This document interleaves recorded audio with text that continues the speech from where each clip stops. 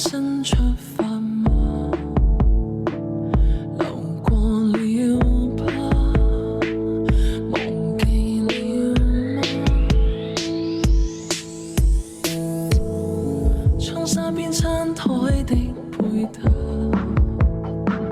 曾經種花，如今暗啞。